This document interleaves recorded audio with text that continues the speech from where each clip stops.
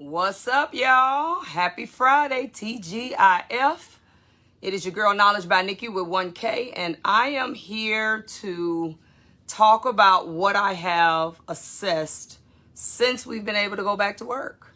COVID-19, something that I never could have even anticipated in my lifetime could have ever happened, anything really, at this magnitude, no matter what you call it. I am really concerned, though. I'm concerned, guys. Let me tell you why I'm concerned. I am a business strategist coach for salon owners and basically the entire salon industry. I do a little bit, obviously, past salon owners. And during the COVID-19 shelter in place, I have people from all over the country.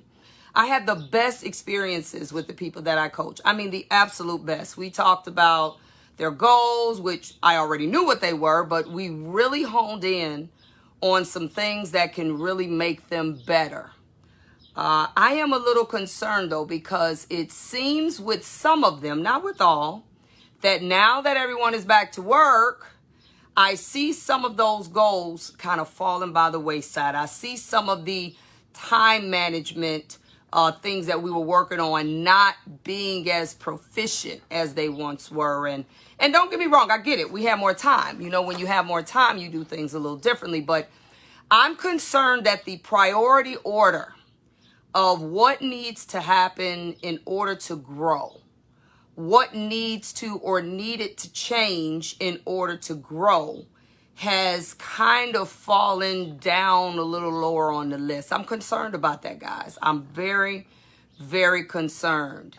And I just want to talk to you all about some things that it takes a little while, and it takes sometimes going through some really hard times, and for some of us more times than not, we have to keep taking the test all over again. You know, I always say if you fail a test, you got to take it over. But I'm concerned about my salon owners and my booth renters who have the ability to make decisions on changing or doing whatever they need to do whenever they need to do it. I'm concerned about them. And I'm concerned about them because I don't think they understand that in order for them to not end up back in the same situations they were in pre-COVID-19, there are going to have to be some necessary changes that are made, and they're going to have to stick, guys. I'm not talking about just in theory. I'm not talking about just because you feeling like it today. I'm talking about some real hardcore changes, some real uncomfortable decisions. They're going to have to be made, guys. And so I want to talk to you about a class that I am doing on Monday, June 15th, I believe. And it is called the new Salon Blueprint. I actually started on this journey of trying to really learn about the salon industry. And I mean from a different perspective. I've been in it for 32 years, but I started on the journey of trying to learn, I would say, the economic side of it as a whole, the trends, market trends, the differences between different nationalities and how they operate, different pricing structures. I've always known that there was a difference, but I didn't really hone in and start really seeking out the underlying things that actually made us one different from the other until probably about 8 years ago. And what I have learned, and this is something I'm just going to be real honest about it, non-black salons, non-black, everything from, I deal with Hispanic, I've dealt with Iranians, Chinese, just Caucasian. I've had the benefit and the privilege of being able to deal with a lot of different nationalities of salons, and they do operate differently. What I find is that the changes that come with the market, the changes that come inevitably with how we function as consumers, as owners, everything changes, but the black salon stays the same. It does not change. It does not shift with the market trends. It does not shift when it realizes that, okay, if you're an owner and you find yourself not able to maintain people, instead of coming to the conclusion that everybody's crazy, I need you to entertain the possibility that maybe I need to do something differently. Maybe it's not, I mean, don't get me wrong now, you got some crazy ones out there, but I need you to think about whenever you find yourself This is where we have these blind spots, guys. But whenever you find yourself in a situation where you keep getting or keep seeming to see the same movie play over and over and over again, it's not always the movie, guys. It's the fact that the way you are operating, your blueprint, this dream that you had 20 years ago of how you were going to do this could possibly not be as effective. I didn't say totally ditch it, but it could possibly not be as effective today.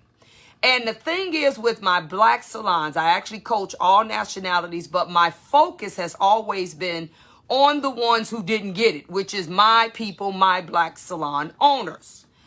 I need you to entertain the possibility of changing your system, of changing your blueprint, of changing the way you go about business as usual, because clearly it's not working.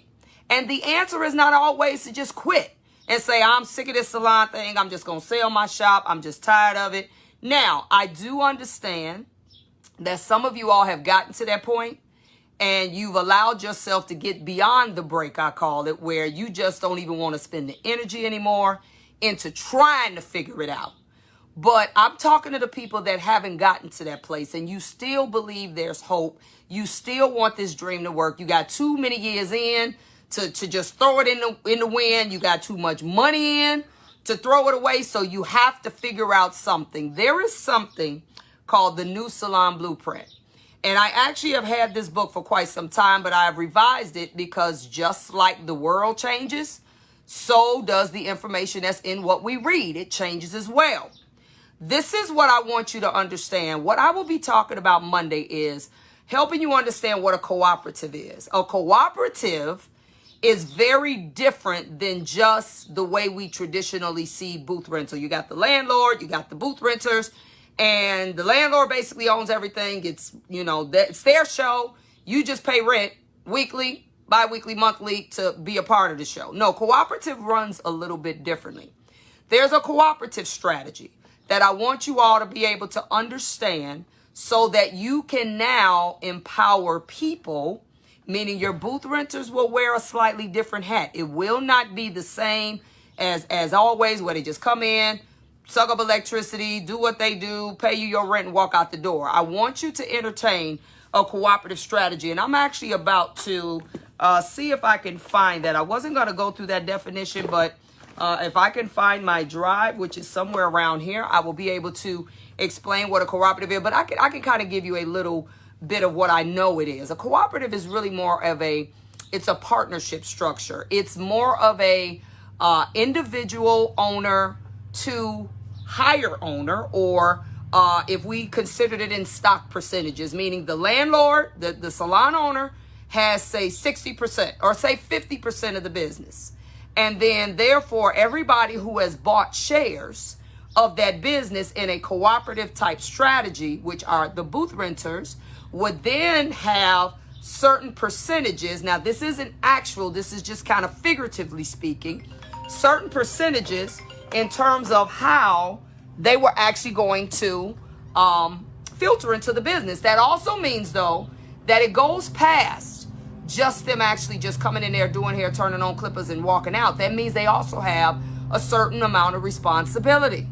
This is something I want you to understand. I'm going to explain and to break down how this strategy works better than anything you could ever imagine. It also takes a lot of the onus off of the owners. A lot of you all are salon owners that are still full-time stylists or barbers in your facility. Wouldn't it be nice to have it where your booth renter or many salon owners were actually sharing in some of the load that you now have, and therefore it kind of becomes our house? Okay? I'm going to help you understand how that strategy works. It's actually being done in many salons today, and it is a wonderful cooperative concept. It doesn't have the hierarchy concept to it. It's a cooperative concept that allows now the salon owner to share their load. Okay? Then we're going to talk about, this is strictly for booth renters now, booth renters and salon owners. I'm going to help you understand about co-working spaces. There is something called co-working spaces, which is done all over this world. You see it done mostly in office situation where they have co-working spaces. They got all kind of businesses now entertaining the idea of co-working spaces. I'm going to help you see what that looks like in terms of a salon co-working space. It also kind of partners or is in aligned with the cooperative space. The only difference is in a co-working space, people do not have to sign year contracts, 6-month contracts. It is not done on that basis. It is done at a much more short-term commitment basis. But what I find with co-working spaces, when people know they're not bound to a year contract, which, I mean, let's just keep it real, guys. You got a salon worker, booth renter under a year contract. If they want to leave, they're going to leave. And that's just the end of that. Now, if you want to spend all your time and energy, which people rarely do, suing them, taking them to court, trying to get money they don't have, you go right ahead. But in most cases, you give them a lease for a year. They decide to leave. They leave when they're going to leave. It's well before that year, and you still in the same situation. So I'm going to teach you how to not even have that hostage mentality where you are now bound to this 6 months or this year or whatever it is, and we're going to design co-working spaces. I'm going to show you what that looks like. A lot of you all either love or hate suites. They have a place, guys, and I'm sorry to tell you, but this is where the industry is going, into people really owning their own space. Now, they have two types of suites. They have fully private suites, which I'm going to break that down in the differences with those. And I'm also going to break down semi-private suites. So you have 3 tiers. You have co-working spaces, semi-private suites, and then you go into full private suites. That is how that functions. So I'm going to help you understand what that looks like. I'm also going to help you understand what split chair rental looks like. A lot of you all got part-time workers in your salon. Even if you're a booth renter and you're 50% owner or the salon owner gives you the authority, you can actually have split chair rental. I'm going to show you how that works. The beauty of split chair rental, it's not just about splitting the time.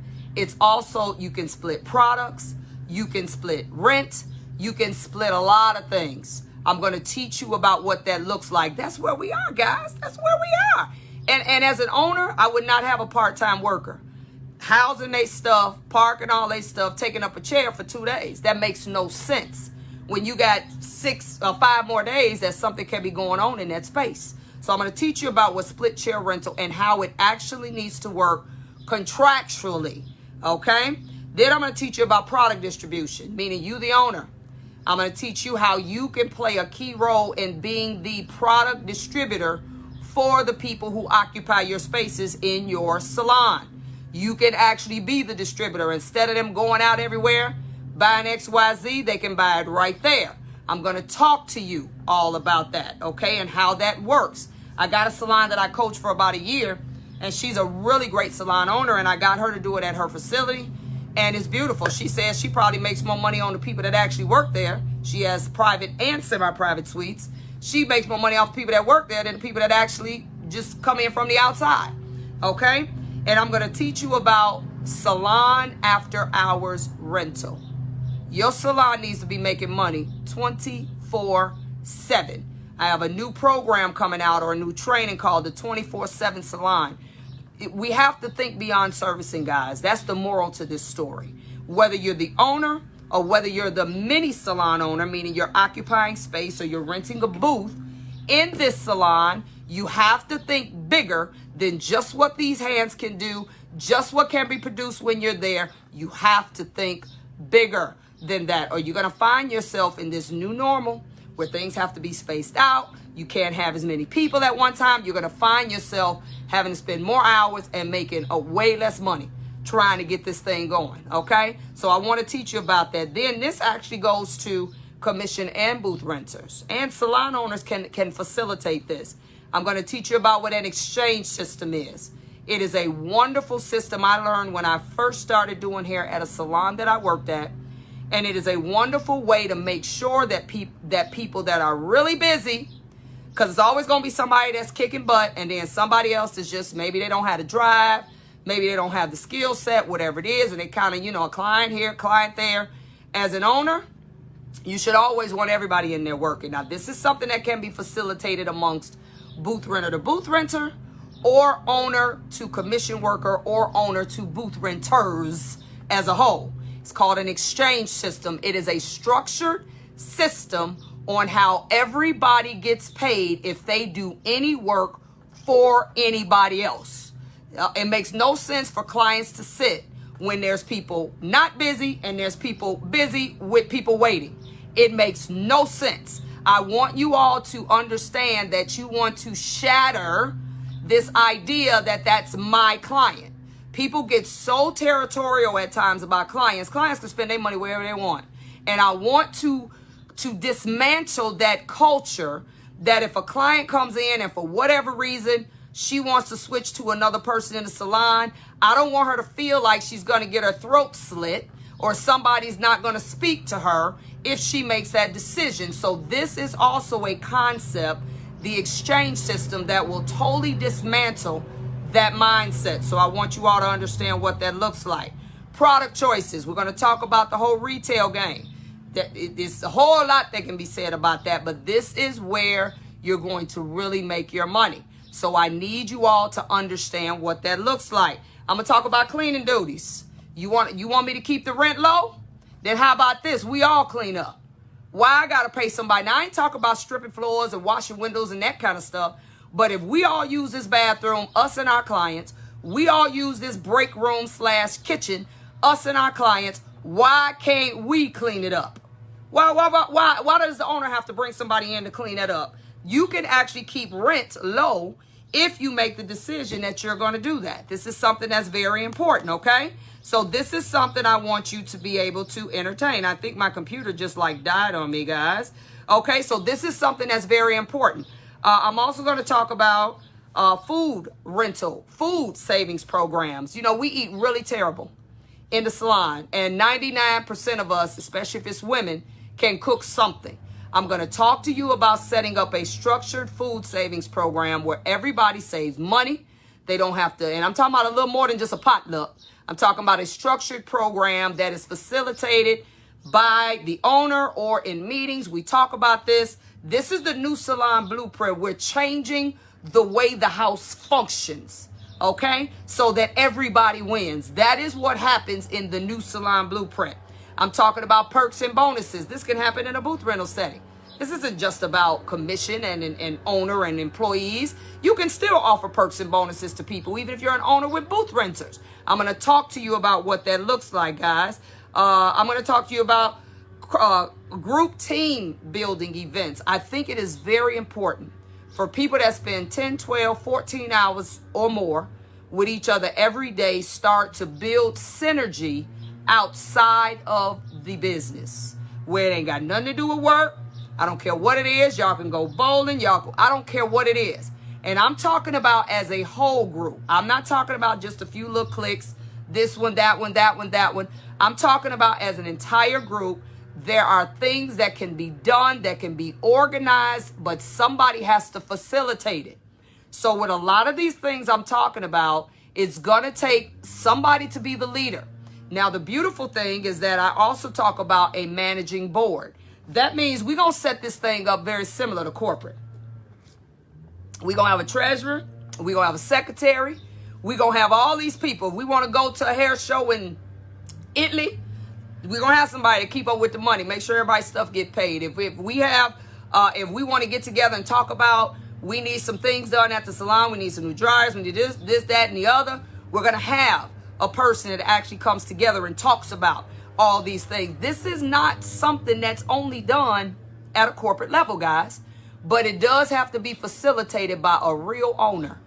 A real owner has to facilitate this process, or if the booth renter can do it at a smaller level, because they can. I've seen booth renters facilitate some of these things amongst each other, because you may have a situation where owner doesn't do hair, they're not present. So these are things, now we need to still keep the owner piped in, but these are things that can actually happen. This is something else I want you all to entertain, and a lot of you all are not too hip with this when I talk about it, but quarterly financial meetings. That means it is not wrong to open your financials to people, to let them see what it actually costs to be the boss. Let me tell you what I recognized when I first started doing that. A lot of people that worked for me really had no concept of the cost that I had to incur to keep this ball rolling.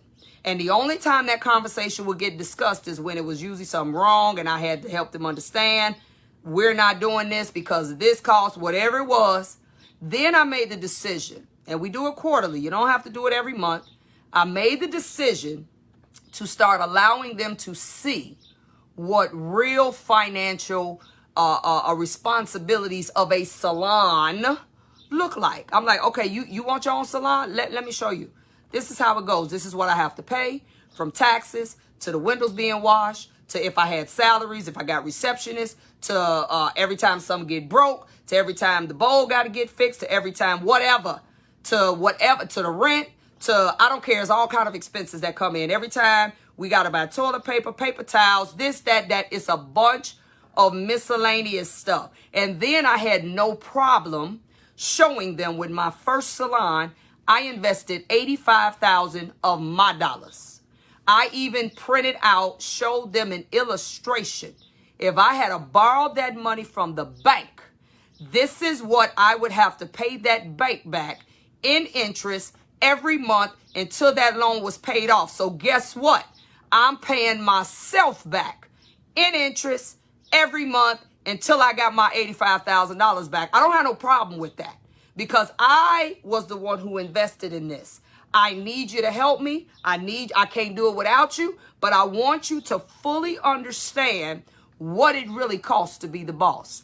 I found when I started doing that, there was a different level of respect that some of the people who acknowledge, I don't want to be bothered with all of that. You do that. I thought I wanted a salon, but maybe I ain't ready. But let me tell you, the only time you can do that is when you get your stuff together. Now, my stuff wasn't always together. So when I got it together, meaning my finances weren't in shambles, was when I was able to do this. But a lot of y'all can't do this because your stuff is raggedy. And you ain't trying to expose that your stuff is raggedy. But let me tell you what'll happen if you start really focusing on getting your things together so you can present this type of presentation or meeting. It'll force you not only to get it together, but to keep it together. Because next meeting, they're going to be looking for the same stuff. And you ain't going to want to show them how raggedy you are and how you didn't do this and you didn't do that. And you didn't pull from the business and went on a vacation. You ain't going to want to show them all that. So it also becomes an accountability thing for the owner to do business right. Okay? I've actually had booth renters that have also done this. Let's say they have assistants they work for. Your assistant is crying about she don't think or he that they getting paid enough money for what they do. Okay, let me show you what it costs me to be here. I have to buy all these products. I have to do this, the pricing that I get from my clients, this is the towel service, whatever it is.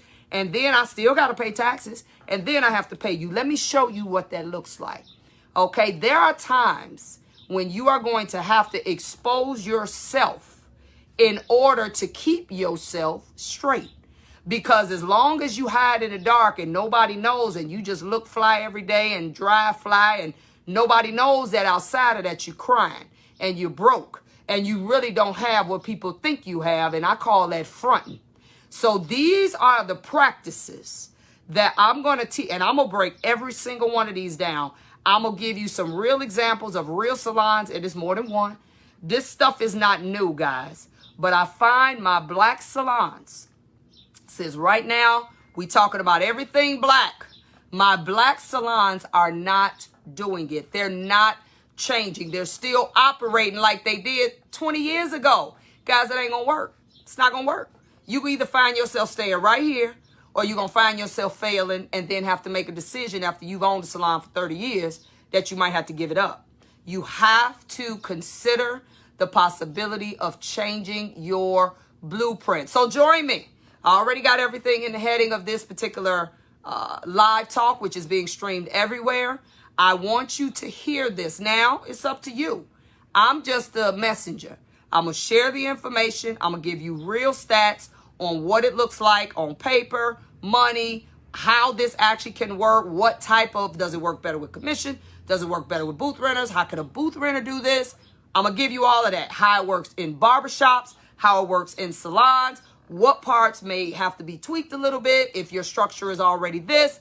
I'm going to talk to you about that. This is a live training, guys. It is live, and we got about an hour Q&A. You can ask me anything you want.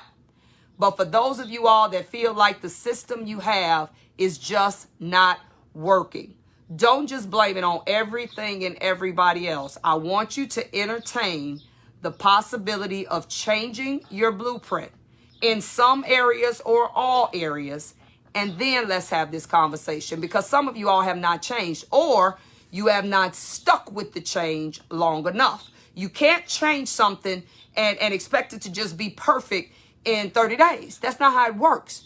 You have to change it. You have to let it sit, let it simmer. You have to find the right people. I'm going to talk about that. You cannot, I've said this 1,000 times, you cannot find or get anybody and make them fit. You have to find the people that fit. So part of what's going to be really important with this new Salon Blueprint, you are going to have to make sure that when people want to work for you or with you, they have a serious, in-depth interview. You're going to have to pick their brains. However your blueprint is working, you're going to have to ask them, is this something you can do? This is what we do here. This is how this works. You're going to have to ask the right questions to get the right people. Then you can cultivate the rest. But a lot of you all are also struggling to change anything because you got the wrong people in your space. You don't even know what you want, so you didn't ask the right questions. You just literally, you needed the money. You needed somebody to come in here and help pay this rent. All you asking was 5 questions that could have applied to anybody. You had them do a demo. Can you do hair? Can't you? And you let them work. And now you want to be in the dark or dumbfounded about why they don't fit or why they buck the system every time you try to change something or you try to do something. You did not pick the right people. They are out there. I'm not saying you're going to find them just in groves, but if you have a script, if you have a way that you know you want your business to function and you organize the right set of questions, which we are going to go over a little bit, I guarantee you, you'll find them. You'll find them. Right now, every single soul that works for me is exactly the type of work I need. Now, I have been in business for 32 years. I done had the crazy workers. I done had the lazy workers. I done had all of that. But it wasn't until I got rock solid with what I needed. That meant I also had to spend time learning more about me. I had to learn more about what I need, what I don't need, who I am, who I'm not. I had to ask people outside of me who were going to give me an honest depiction or an honest summary of how they seen me, because I got blind spots just like you do. None of us see ourselves like other people see us. You have to be willing to take criticism. You have to be willing to take other people's opinions and kind of apply them, and people that you rely on, that you know are going to tell you the truth. I'm not saying you got to do everything they say, but you have to let some outside influences help you or aid you in making decisions on who you choose to fulfill this journey. You got to do it, guys. If you don't, you're going to be like on a stationary bike, just riding, and you're never going to get anywhere. I want you to get off the stationary bike, get on a real bike, and I want you to be able to ride uphill. It's the only way this is going to work, guys. The only way. So join me on Monday, the new Salon Blueprint. You can go on to knowledgebynikki.com. I actually have the older ebook that has some of what I talked about that you get with that purchase. You purchase the class, live training. You get the older ebook. I'll definitely have, I just have to actually put it online.